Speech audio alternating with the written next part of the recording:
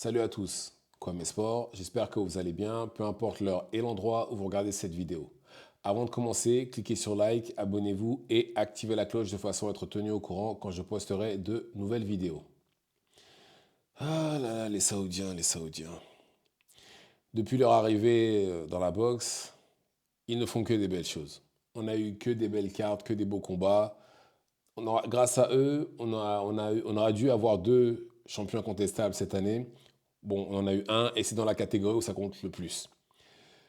On a Usyk qui est devenu champion incontestable en heavyweight. Il n'y en avait pas eu un depuis Knox Lewis, c'est-à-dire depuis plus de 20 ans, d'accord? Et on aurait dû avoir normalement un champion incontestable si Beterbiev n'avait pas été blessé, on aurait pu en avoir un en light heavyweight. Bon, le combat est pour le mois d'octobre, en espérant que ça se passe. On aura encore un champion incontestable. De plus, pardon. Maintenant, les Saoudiens se sont levés et ont décidé de vouloir acheter Golden Boy et Matchroom. C'est deux des quatre plus gros promoteurs de boxe dans le monde. Il y en a quatre, PBC, Top Rank, Matchroom et Golden Boy. Matchroom, c'est anglais et Golden Boy, c'est américain. Alors, c'est deux des plus gros, comme vu que ça fait partie des quatre plus gros promoteurs, ils ont bien entendu de très très bons combattants en matchroom. C'est Anthony Joshua, c'est Ennis, c'est Devin Henning. Canelo bosse souvent avec matchroom, donc on va dire que c'est un combattant matchroom aussi. L'autre côté, Golden Boy, c'est Ryan Garcia, c'est Virgil Ortiz, il est chez eux ou PBC? Ah, je sais plus. Zurdo, en tout cas, il est chez eux. Enfin bref, c'est vraiment de très très gros combattants. Et très franchement, si les Saoudiens étaient amenés justement à acheter euh, Golden Boy et Matchroom, ce qui serait bien, c'est que on n'aurait plus ce problème de oui, mais un tel est signé chez un tel ne travaille plus pas avec un tel parce qu'ils ont des problèmes, ou le combat ne peut pas avoir lieu euh, parce que le diffuseur est différent. Enfin bref, ces problèmes-là n'existeraient pas et ce serait plus facile pour qu'on ait de très très gros combats. D'accord. Mais en réalité, je ne pense pas que ce soit vraiment un problème parce que justement, on a bien vu que ça, c'est une excuse. Parce que Pacquiao et Floyd, ce qui bloquait, c'était. Enfin, tout le monde pensait que ça bloquerait parce que les deux sont signés chez deux promoteurs. Enfin, Pacquiao était signé chez Bob Arum et Floyd ne s'aiment pas. Les diffuseurs, il y en avait un qui était chez HBO, l'autre chez Showtime. Finalement, le combat a eu lieu. Pareil pour Fury, Deontay Wilder. Pareil pour Ryan Garcia, Tank Davis. Ils trouvent toujours les arrangements quand il y a de l'argent. Et, et ben là, il n'y aurait plus ça. Il n'y aurait plus vraiment cette excuse.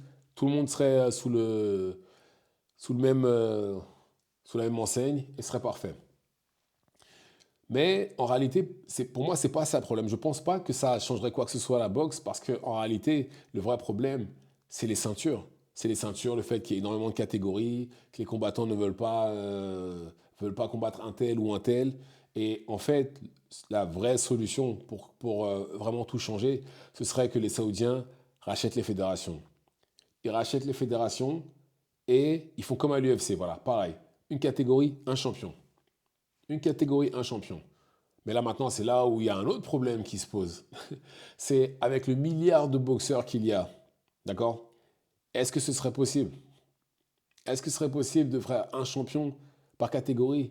Sachant, vu comment c'est difficile d'avoir un... Bon, déjà, ce qui serait bien, c'est qu'il n'y aurait plus personne ne pourrait éviter personne. Plus personne ne ferait la loi, on verra pas de situation comme en super middleweight où Canelo ne veut absolument pas affronter David Benavidez. Ça, il n'y aurait pas ça, c'est clair et net.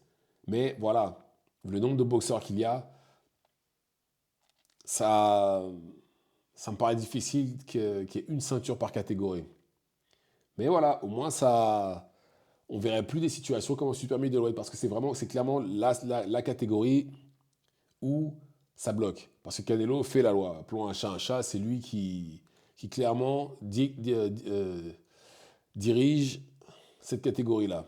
Parce que par exemple, c'est pas normal que quelqu'un comme Christian Billy soit numéro un je crois qu'il est numéro un dans chez une ou deux fédérations, et pourtant, Canelo parle, il n'existe même pas pour Canelo Christian Billy, et pourtant c'est numéro un. on devrait pas avoir ça normalement. Normalement, il devrait combattre. Alors, il aurait déjà dû avoir un title shot déjà, tout comme David Benavidez. Mais voilà, bref. Mais pour en revenir aux Saoudiens, la vraie solution, c'est les fédérations. C'est les fédérations. Et je pense que s'ils les rachètent, par contre, il faut qu'ils maintiennent le système des quatre ceintures. Je pense pas, pour la boxe, je pense pas que ce soit une bonne idée de faire une ceinture par catégorie. Quatre, c'est parfait, mais voilà, faut que ce soit faut que ce soit dirigé par une. Ah, voilà, ça aussi c'est un problème. Est-ce que le fait que ce soit dirigé par que une personne dirige les quatre fédérations, est-ce que c'est une bonne idée aussi? Parce que ça pourrait mener à du grand n'importe quoi aussi, le fait que ce soit dirigé que par une personne. Ça aussi, ça à prendre en considération. Mais, en tout cas, voilà. C'est les fédérations qu'il faut viser, pas les promoteurs. Les promoteurs, c'est pas vraiment le problème. Et on a bien vu qu'ils peuvent travailler ensemble. C'est clairement les fédérations qu'il faut racheter. Et par contre, il faut trouver un système pour pas que ce soit dirigé n'importe comment. Ouais, c'est vraiment ça le problème. Donc voilà, dites-moi ce que vous en pensez dans les commentaires. Activez la cloche de façon à être tenu au courant quand je posterai de nouvelles vidéos. Et c'est tout pour moi. Ciao, ciao. On se reverra à la prochaine.